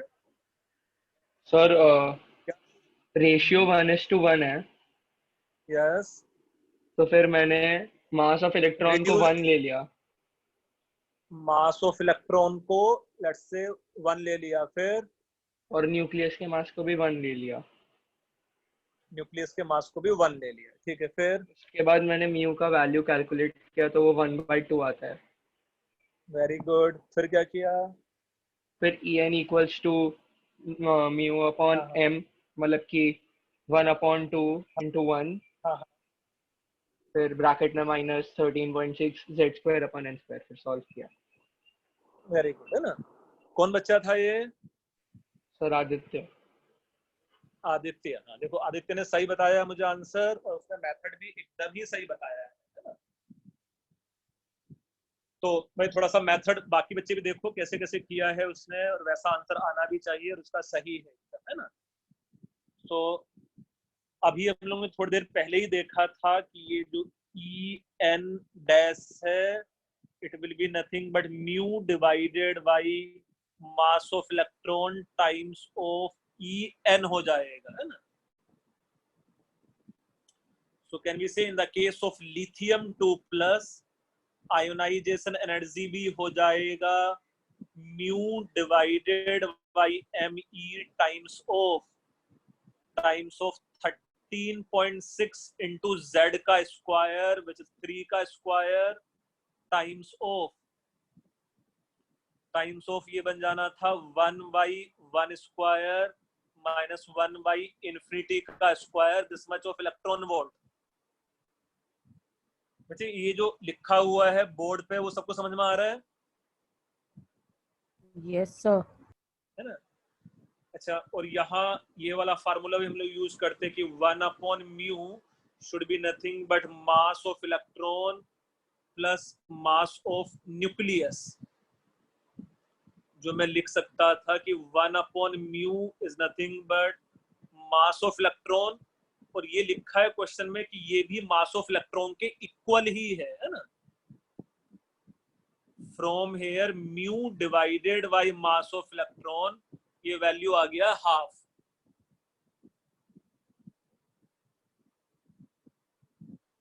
फिर टेक्निकली ये हाफ हम लोग यहाँ पुट कर दे, ये आ जाता half multiplied by 13.6 multiplied by 9, है ना। कितना आ जाएगा? 61.5 comes out to be 61.5 electron volt, है ना, उस रेंज में।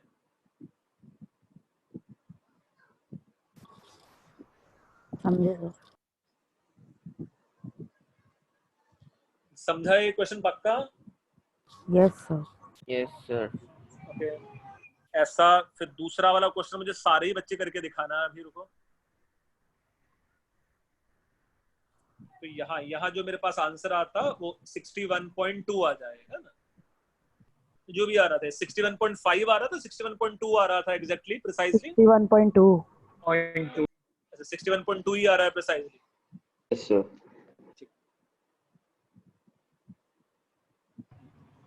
सो एक ऐसा ही क्वेश्चन और भी करके दिखाओ। ये क्वेश्चन तुम लोगों के शीट में है ऑलरेडी, तो बहुत ज्यादा कॉपी नहीं भी करोगे तो चलेगा, है ना। ऐसा नेक्स्ट क्वेश्चन, एक मिनट है, मैं फॉरवर्ड करके लेता हूं, एक मिनट रुको।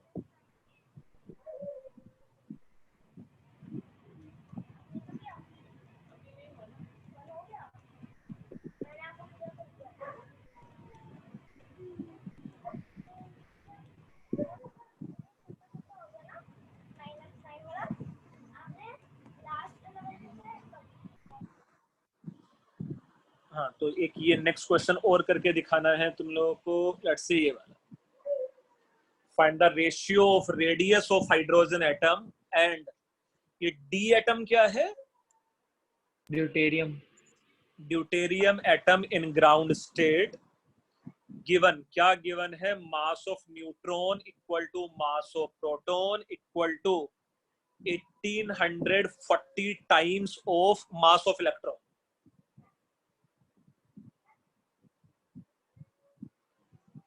इसके लिए जो तुम लोग को हिंट में दे सकता हूं वो कुछ ऐसा, hydrogen means it is 1H1, deuterium means it is 1H2,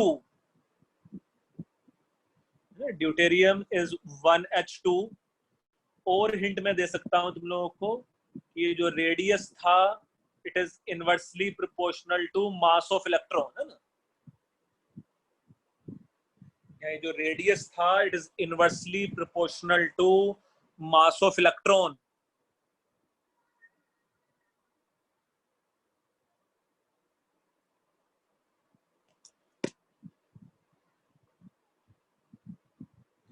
मैं तुम लोग को आंसर बताता हूं, तुम लोग को चलो ये प्रूव करना है कि जो रेडियस का रेशियो आएगा। एक मिनट सर 1:2। तुम लोग को आंसर नहीं चाहिए? नहीं सर।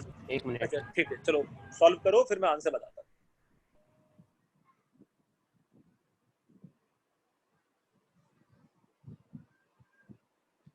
नहीं धर्मिल, 1:2 नहीं है बेटा आंसर।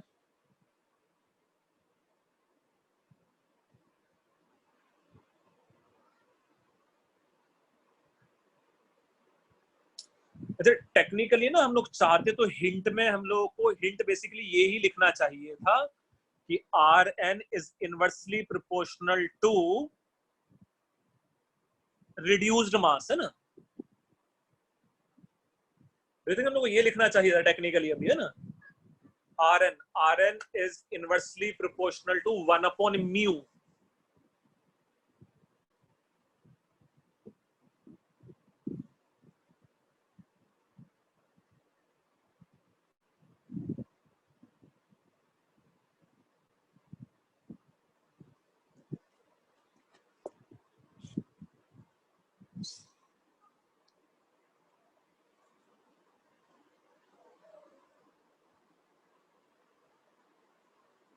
बहुत बड़े बड़े नंबर्स आएंगे। हाँ बहुत बड़े बड़े नंबर ही आएंगे।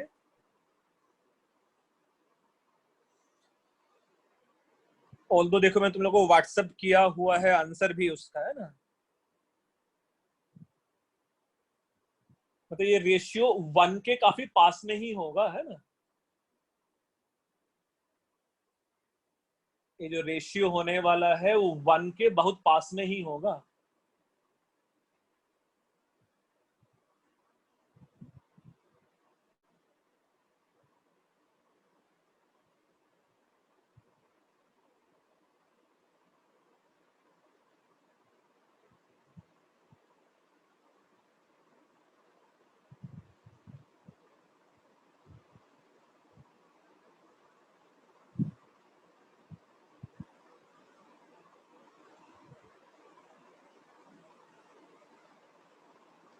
Deuterium consists 1 proton, 1 neutron, and hydrogen consists only proton.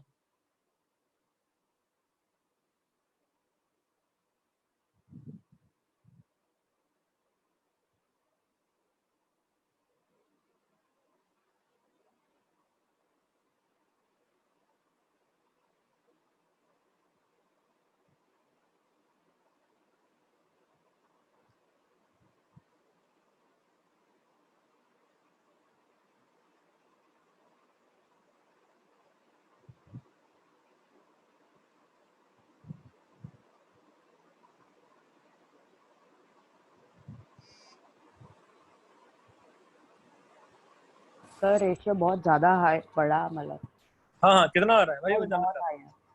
हाँ बहुत ही हाई है, टेंशन ना।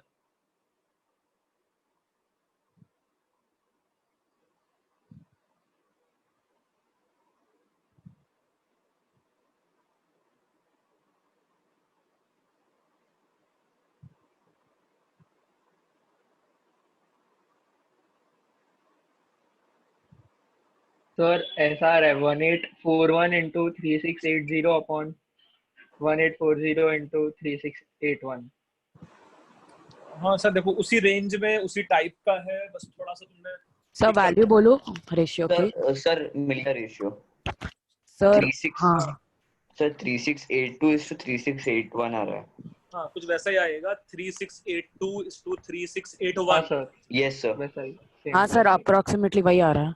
हाँ देखो ये करना भी क्या चाहिए था हम लोगों को, दोनों हम लोग निकाल लेते हैं। एक बार निकाल लेते हैं 1/μ ऑफ हाइड्रोजन, है ना। हाइड्रोजन का reduced mass will be nothing but mass of electron plus, सिर्फ इसमें प्रोटॉन ही है तो मास ऑफ प्रोटॉन लिख लेते हैं लोग सीधे सीधे, which is equal to mass of electron plus, ये कितने टाइम है इलेक्ट्रॉन के मास का, 1840 times of mass of electron, है ना। ऐसा लिख सकते हैं ना हम लोग इसको। From here reduced mass of hydrogen, from here reduced mass of hydrogen should be equal to, do you think ये आ जाता 1840 divided by 1841 times of mass of electron. इतना ही आएगा ना।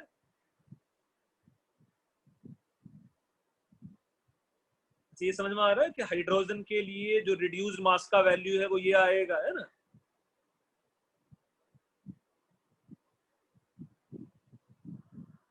Are you getting my point? Hydrogen का reduced mass है ना। अच्छा ऐसा ही हम लोग चाहते तो ड्यूटेरियम के लिए भी फाइंड आउट कर लें।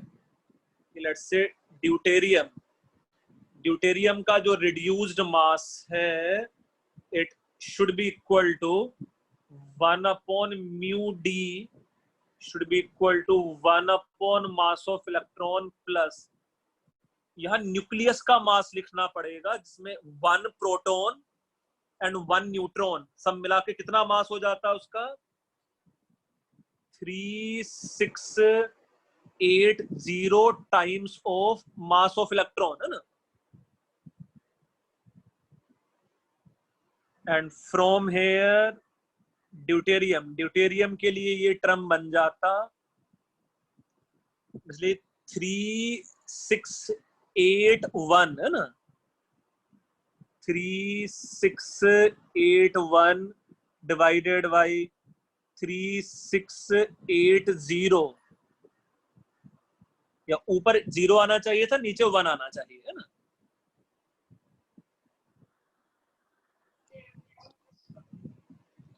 So this should be 0 and this should be 1 times of mass of electron.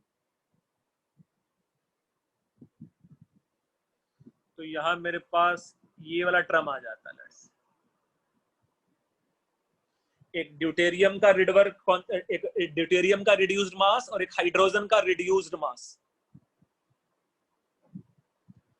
Further we know Rn is inversely proportional to reduced mass.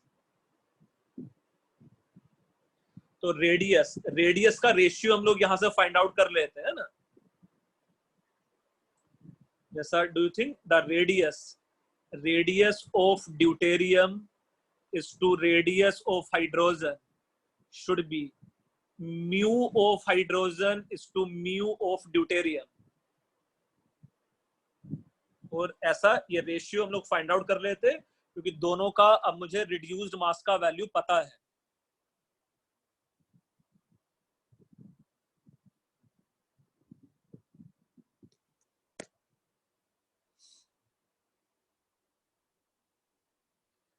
कितना आएगा ये answer 3681 is to 3682।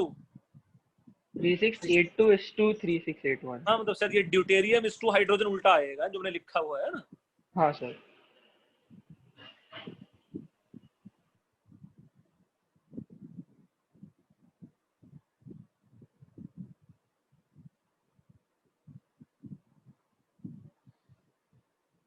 I hope कुछ बच्चे पढ़ के ऐसा कुछ क्वेश्चन अटेम्प्ट कर पाएंगे यार, कुछ अच्छे बच्चे। Yes sir. Yes sir. Yes sir. तुम लोगों ने बोर मॉडल आगे पढ़ते समय कुछ ऐसा रिडबर्ग कांस्टेंट ये सब पढ़ा है अपने आप से कि नहीं? Yes sir. हाँ सर। वो क्या बुकलेट में। हाँ क्या होता है रिडबर्ग कांस्टेंट? क्योंकि आगे कुछ क्वेश्चंस हैं रिडवर्क कांस्टेंट्स को लेके, है ना। सर उसका यूज याद था आई थिंक। अच्छा ठीक। अरे ये लिखा है, ये पूरा क्वेश्चन समझा है तुम लोगों ने? सर ठीक है, फिर से ट्राई करोगे। ये क्वेश्चन तुम लोग की शीट में है, मैंने करने के लिए दिया हुआ है ना। मैं थोड़ा ये समझाता हूँ रिडवर्क कांस्टेंट क्या है कुछ बच्चों को, ऑल्दो नेक्स्ट रेगुलर लेक्चर में भी हम लोग पढ़ लेते हैं ना। Suppose if electron jump from, let's say, n2 to n1 orbit. If electron jump from n2 to n1 orbit where n2 is more than n1, so यहाँ एनर्जी रिलीज कर देगा या एनर्जी सप्लाई करना पड़ेगा? यहाँ सप्लाई। क्या बात कर रहे हैं? रिलीज करेगा एनर्जी। n2 बड़ा है n1 से, है ना, मतलब हायर ऑर्बिट से लोअर ऑर्बिट पे आया है ना। Oh yes sir, yes sir. Electron jump from higher orbit to lower orbit, it will lose its energy. It will lose its energy. और कितना एनर्जी ये लूज कर देता? which is delta E should be equal to En2 minus let's say En1, है ना। इतना energy ये release कर देता। एंड डू थिंक ये जो एनर्जी रिलीज्ड है यही h न्यू के इक्वल हो जाता energy of photon? Yes sir. Should be equal to -13.6 electron volt divided by n2 का square minus of -13.6 divided by n1 का स्क्वायर इलेक्ट्रॉन वोल्ट में। Further, this may be written as hc by lambda should be equal to 13.6 electron volt. इसको हम लोग लिख पाते n1 square minus 1/n2 square. और further यहां से लिख सकते थे 1/लैम्डा is 13.6 divided by h divided by c times of 1/n1 square minus 1/n2 square. अच्छा, डू थिंक ये सब मिला के भी कुछ कांस्टेंट ही होना चाहिए ना? Yes sir. अच्छा, यही कांस्टेंट का जो नाम है Rydberg constant, it is Rydberg constant. So 1/लैम्डा is RH times of 1/n1 square minus 1/n2 square, है ना। And this RH is known as Rydberg constant of hydrogen. This RH is known as Rydberg constant of hydrogen.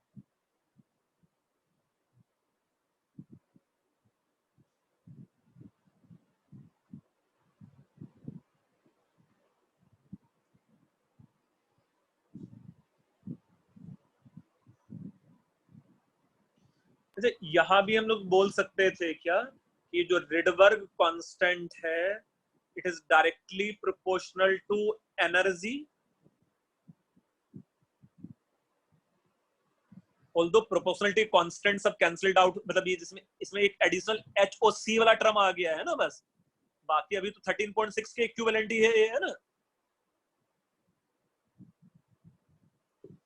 So from here, can you suggest me ये जो Rydberg constant है, it is proportional to mass of electron, inversely Yes, proportional to mass of electron या independent to mass of electron? क्या हो जाता है? Proportional to mass of electron. Proportional to mass of electron हो सकता था। तो can we say modified Rydberg constant divided by Rydberg constant mu will be nothing but mu divided by me लिख सकते हैं इसको? Yes, sir. ना modified Rydberg constant to this Rydberg constant.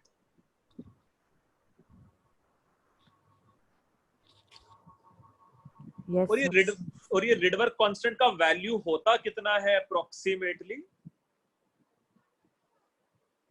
ये रिडबर्ग कांस्टेंट का वैल्यू अप्रोक्सीमेटली होता है 10⁻⁷ पर मीटर। ये जो रिडबर्ग कांस्टेंट का वैल्यू है इट इज 10⁻⁷ पर मीटर अप्रोक्सीमेटली, है ना?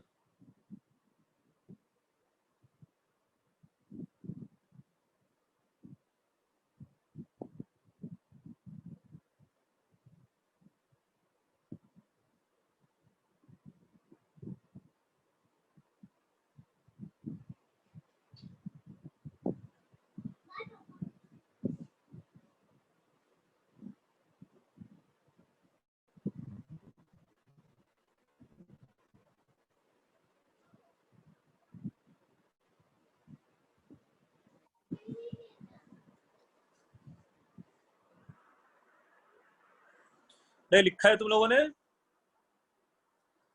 एक Yes, और sir. क्वेश्चन इसके, सर एक और क्वेश्चन मुझे इसके बेस पे करके दिखाओ, फिर हम लोग आज का लेक्चर समराइज करेंगे। Let's say this question,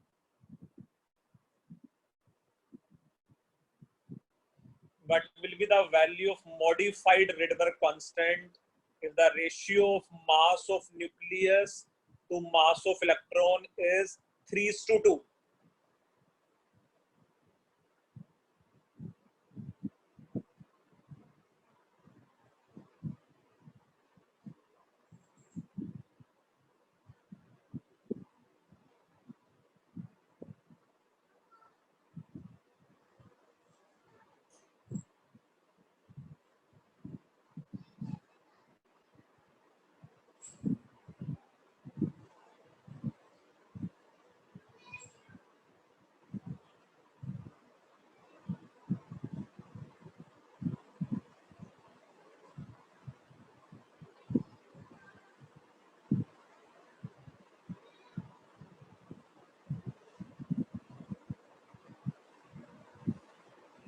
sir option ए।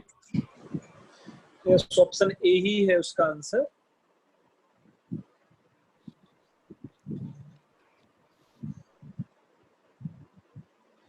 जैसा हम लोग यहाँ बोल सकते थे 1/μ should be 1 divided by mass of electron and 1 divided by mass of nucleus, which is nothing but mass of electron plus, इसको हम लोग ऐसा लिख सकते थे 3/2 times of mass of electron, है ना?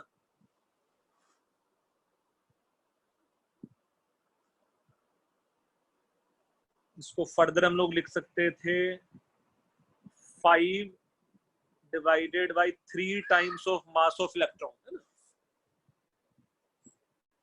तो यहाँ से mu divided by mass of electron है वो आ जाता 3 डिवाइड बाय 5 के equal.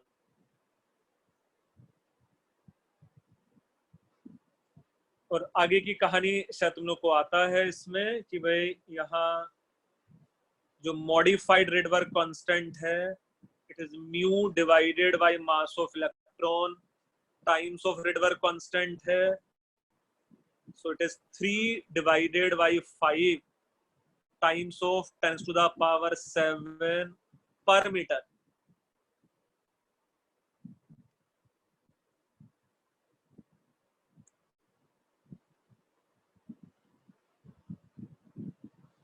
Three by 5 times of 10⁻⁷ पर मीटर। ये जो RH का वैल्यू है ना, RH का वैल्यू 10⁻⁷ पर मीटर है अप्रोक्सीमेटली।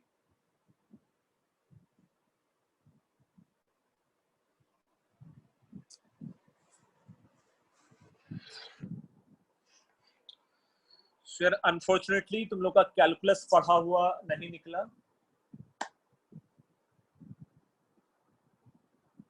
बट कुछ कुछ बच्चों को शायद कैलकुलस आता था, है ना?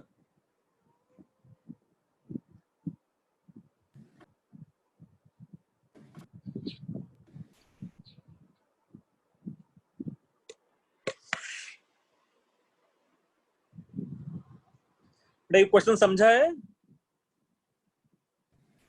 3/5 टाइम्स ऑफ 10⁻7 पर मीटर आ जाए, है ना।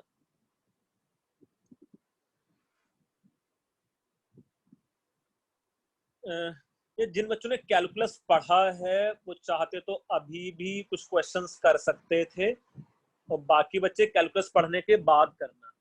बस एक ही हिंट है तुम लोगों को अभी के लिए कि जो फोर्स ऑफ अट्रैक्शन का मैग्नीट्यूड है,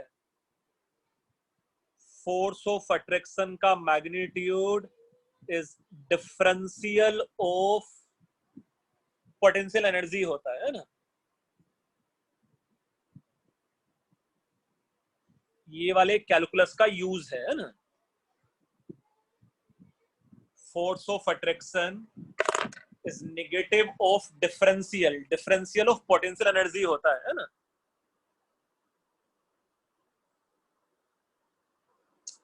जिन बच्चों को कैलकुलस आएगा समझ लेंगे, बाकी बच्चे कैलकुलस पढ़ने के बाद करेंगे, है ना। Okay sir. तो यार कौन कौन से क्वेश्चंस तुम लोग को नेक्स्ट लेक्चर तक करने हैं वो थोड़ा सा देखो। जो फर्स्ट वाला डीपीटी भेजा है तुम लोगों को, ये डीपीटी है हाइपोथेटिकल वाला, है ना।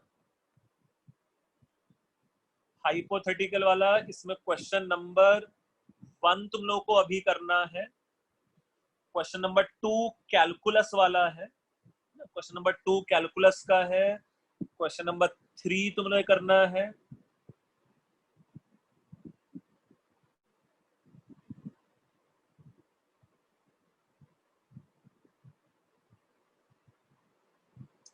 Then question number 5,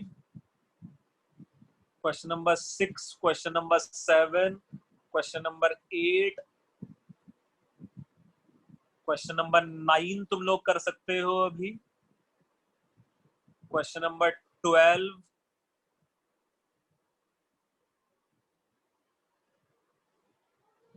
question number 12, it is 13, 14 and 15, है ना। ये क्वेश्चंस तुम लोग वो हाइपोथेटिकल वाले डीपीटी से कर सकते हो। बाकी क्वेश्चंस में तुम लोग को कैलकुलस की जरूरत पड़ने वाली है ना। बाकी क्वेश्चंस में तुम लोग को कैलकुलस वाली जरूरत पड़ने वाली है ना। और जो दूसरा डीपीटी है ना, जो दूसरा डीपीटी है वो नेक्स्ट लेक्चर के बाद करना तुम लोग चाहो तो, है ना। समझ में आ रहा है मैं क्या बोल रहा हूँ? Yes sir. तो एटलीस्ट नेक्स्ट ओलंपियाड लेक्चर तक ना ये वाले क्वेश्चन अटेम्प्ट करने हैं तुम लोगों को, है ना।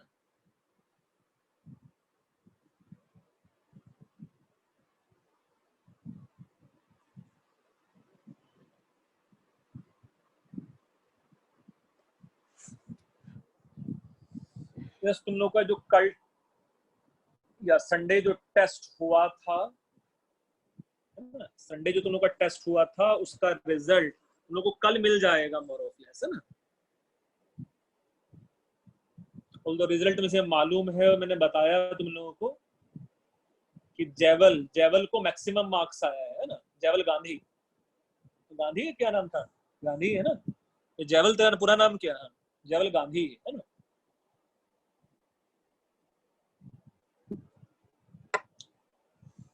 ठीक है, कल तुम लोग को पता चल जाएगा बेटा ना।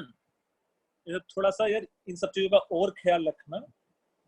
तुम ओलंपियाड वाले क्वेश्चंस पूरे करो नहीं करो मुझे सब चलता है, बट रेस्पेक्टिव फॉर एग्जांपल जो रेड हाउस में असाइनमेंट दिया जाता है वो पूरा करना ही है हर बच्चे को, है ना।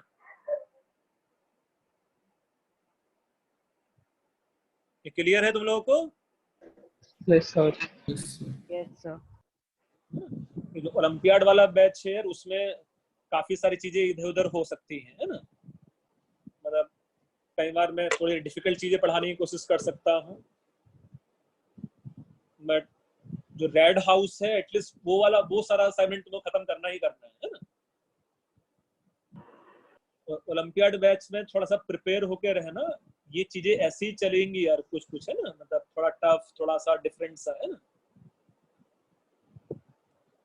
तो ओलंपियाड बैच में यू शुड बी प्रिपेयर्ड कि भाई बम गिरने वाला है ना। Yes sir.